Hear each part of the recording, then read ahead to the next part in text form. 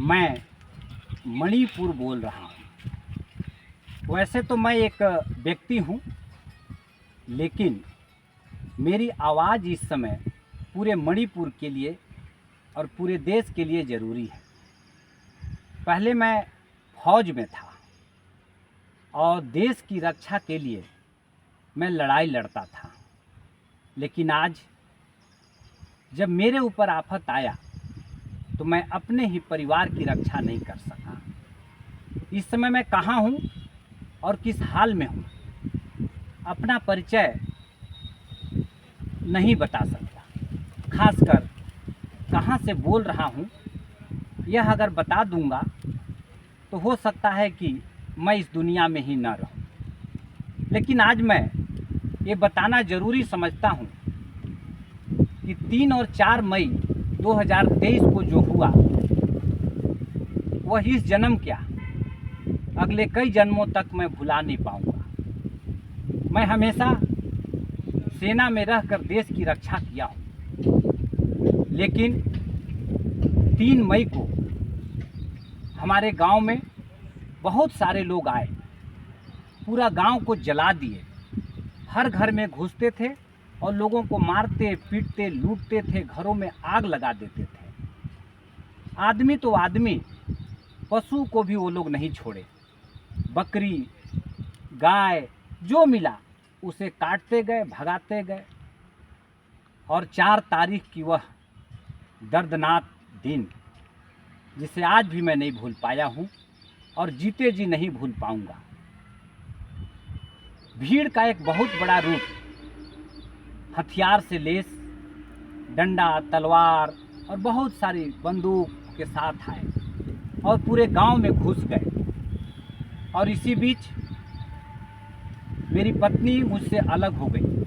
उस दिन हम लोग घर में, मैं, मेरे मामा और उनके बच्चे सब साथ में थे। हम लोग डर के मारे भागने लग गए, सब इधर उधर हो गए। और इसी भीड़ भाड़ में भागने और बचने के चक्कर में मेरी पत्नी मुझसे अलग हो गई। हम लोग जंगल की तरफ भाग रहे थे, बहुत सारे लोग थे और उपद्रवी भीड़ हमारे पीछे थी। मैं चाह कर भी कुछ नहीं कर पा रहा था। सेना में रहकर भी आज मैं अपना कोई ताकत नहीं लगा पा रहा था, सिर्फ मजबूर था। उपद्रवी लोग कुछ और लोगों को भी लेकर आए थे, उसमें यहीं का एक परिवार जिसमें उसके पिताजी, भाई और लड़कियां थीं। हम सब साथ में थे, जंगल की तरफ जा रहे थे।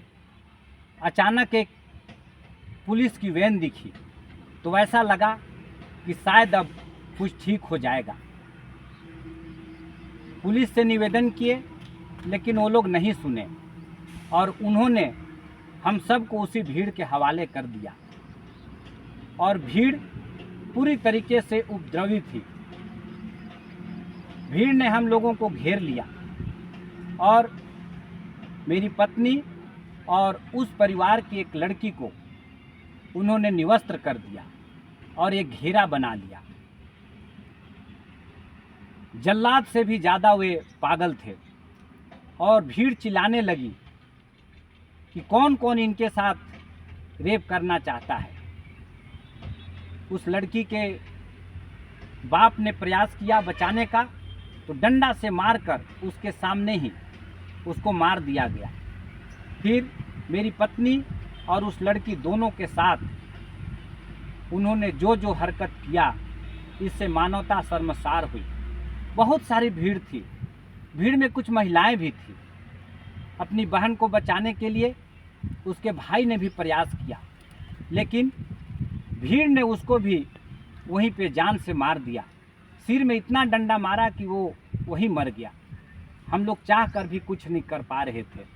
मुझे लग रहा था कि इस भीड़ में कुछ मर्द हैं, लेकिन सच बात ये था कि 2 महिलाओं लड़कियों को निवस्त करके घुमाया जा रहा था, बलात्कार किया जा रहा था। लेकिन भीड़ में जो मर्द दिख रहे थे, बेसिकली वो नामर्द थे। मैं मजबूर था कुछ नहीं कर पा रहा था। 2 लोगों की हत्या देखकर मैं शांत पड़ गया। बेहोशी की स्थिति थी। मेरे सामने ही महिलाओं लड़कियों की इज्जत लूटी जा रही थी। तो मैं महसूस कर रहा था कि यह महिलाओं या 2 लड़कियों की इज्जत नहीं लूटी जा रही है, इस भारत देश की लूटी जा रही है। बाद में भीड़ अपनी पूरी हसरत पूरी करने के बाद किसी एक ने मेरी पत्नी और उस लड़की को कपड़ा देने की कोशिश किया, तो भीड़ ने उस व्यक्ति को भी मारना चालू कर दिया। वह लड़की अपने भाई और बाप का लाश देखना चाहती थी, लेकिन उन लोगों ने कहा कि अगर बचना चाहते हो तो भाग जाओ, नहीं तो तुम्हारा भी यही हश्र होगा। किसी तरह हम बचे।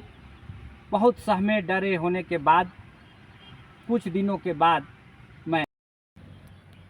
आप अपना परिचय बताइए।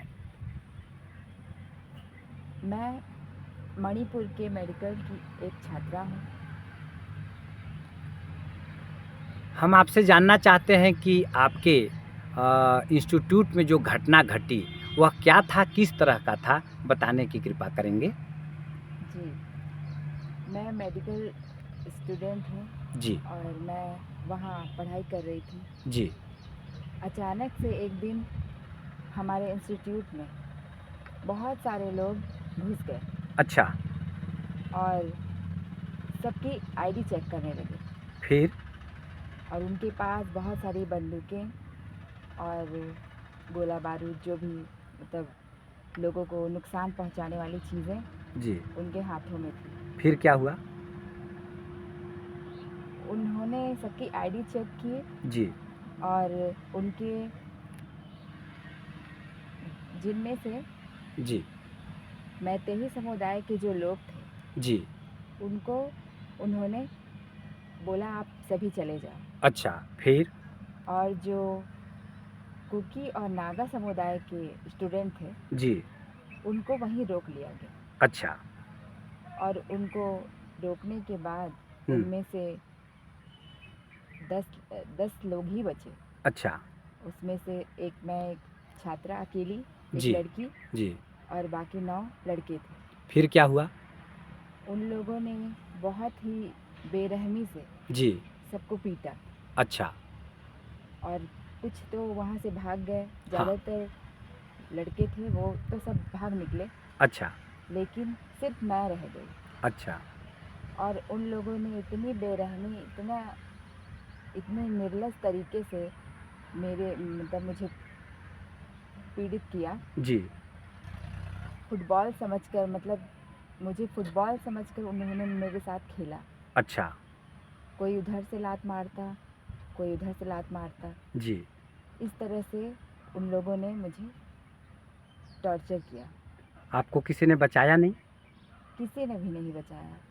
उसमें से कुछ महिलाएं भी थीं, लेकिन वो भी इस गलत कार्य का हिस्सा थी। अच्छा, फिर आप बची कैसे? फिर मैं अचानक उन लोगों के हमले का शिकार होते, फुटबॉल की तरह जब वो लोग मुझे इधर उधर मार रहे थे, फिर मैं बेहोश हो गई। जी। उसके बाद जब मेरी आँख खुली तो मैं अपने आप को हॉस्पिटल में देखती हूँ।